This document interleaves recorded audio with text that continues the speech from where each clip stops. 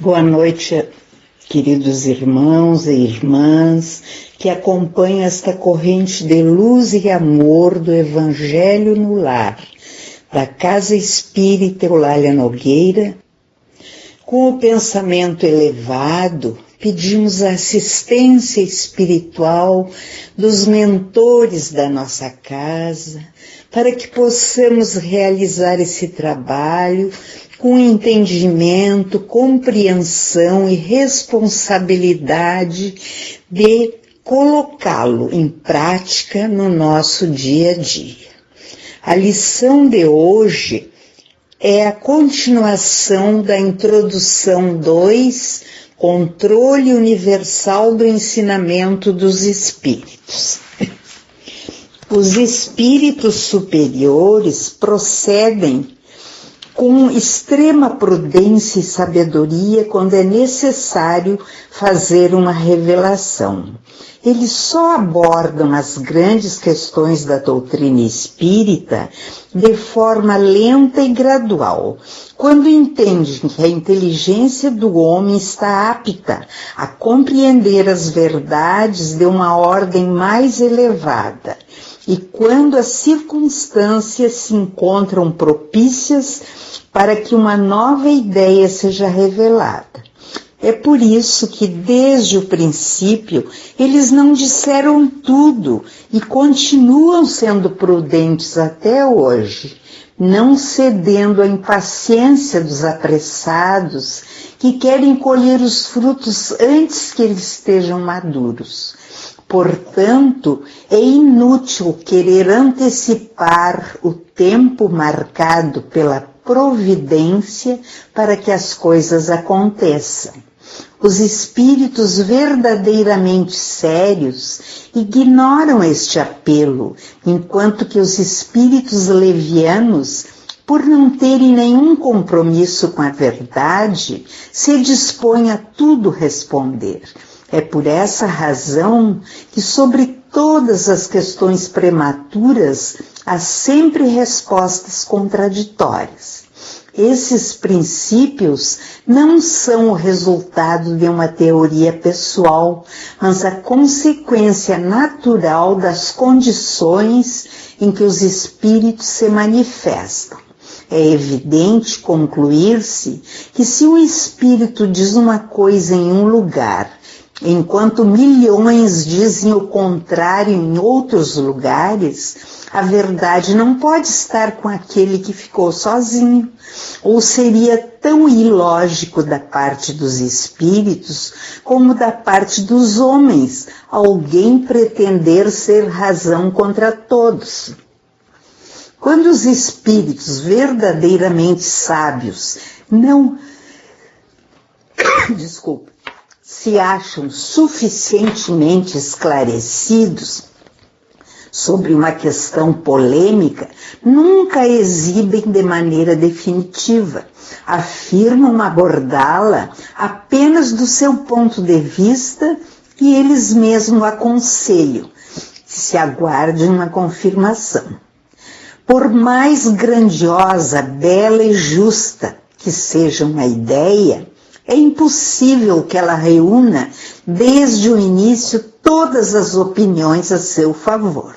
As divergências que surgem ao redor da nova ideia são as consequências inevitáveis do movimento que ela desencadeia.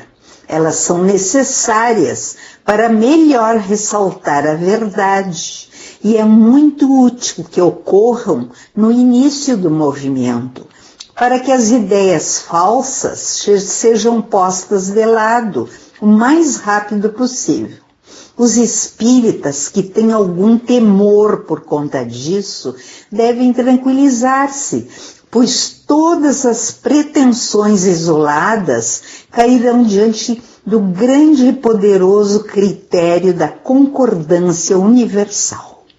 Não será pela opinião de um homem que se estabelecerá a união, mas sim pela voz unânime dos espíritos. Não será um homem, muito menos eu ou qualquer outro, que fundará a ortodoxia espírita. ou seja, uma doutrina pronta e acabada, que não necessita receber novos conhecimentos. Tampouco será um espírito vindo se impor a quem quer que seja. A união será estabelecida com os espíritos se comunicando por toda a terra, sob as ordens de Deus. Este é o caráter essencial da doutrina espírita. Essa é a sua força e sua autoridade, pois Deus quis que a sua lei fosse assentada sobre uma base inabalável. Foi por isso que ele não colocou a responsabilidade sobre a cabeça frágil de um único homem. E diante deste poderoso tribunal de sabedoria, que todas as oposições e todas as pretensões de supremacia individual serão desfeitas, porque este tribunal desconhece os círculos sociais interesseiros, as rivalidades invejosas, as seitas e as vaidades patrióticas. Eu mesmo me destruiria se eu quisesse substituir os seus decretos soberanos por minhas próprias ideias. Apenas ele resolverá todas as questões que não foram esclarecidas, calará as dissidências e dar razão a quem tem. Diante deste grandioso acordo entre os espíritos superiores, o que pode a opinião de um homem ou de um espírito, menos do que uma gota d'água que se perde no oceano, menos que a voz de uma criança abafada pela tempestade. O juiz supremo é sempre o conjunto da opinião de todos os espíritos superiores, pois é a opinião deles que tem valor em última instância. Essa opinião é formada a partir da reunião de todas as opiniões individuais. Todo conceito que é verdadeiro tem apenas um peso relativo na balança, e todo aquele que é falso não pode se sobrepor aos demais. Nesta imensa assembleia, as individualidades desaparecem, e o que constitui uma nova derrota para a vaidade e o orgulho dos homens. Este conjunto harmonioso já se desenha, e este século não passará sem que ele resplandeça, com todo o seu brilho, de modo a eliminar todas as incertezas. Daqui para frente, espíritos importantes receberão a missão de se fazerem ouvir, reunindo os homens sobre uma mesma bandeira, desde que o campo esteja suficientemente preparado. Enquanto isso, aquele que estiver indeciso entre dois sistemas opostos poderá observar em que sentido está caminhando a opinião geral. Esta observação será uma indicação segura, pois apontará o caminho para onde está indo a maioria dos espíritos que se comunicam nos diversos pontos da Terra. Indicará também qual dos dois sistemas prevalecerá. Bem, queridos irmãos, o Tribunal de Sabedoria, Kardec refere-se a todos os espíritos de ordem superior que vieram dar a sua contribuição no sentido de revelar e divulgar a doutrina espírita. Os espíritos superiores são prudentes, sábios e sérios e abordam as grandes questões da doutrina espírita de forma lenta e gradual, quando eles entendem que a inteligência do homem está preparada, está apta para compreender as verdades de uma ordem mais elevada, e quando as circunstâncias se encontram propícias para que uma nova ideia seja revelada. Por isso, desde o princípio, eles não disseram tudo e continuam sendo prudentes até hoje, não cedendo à impaciência dos apressados.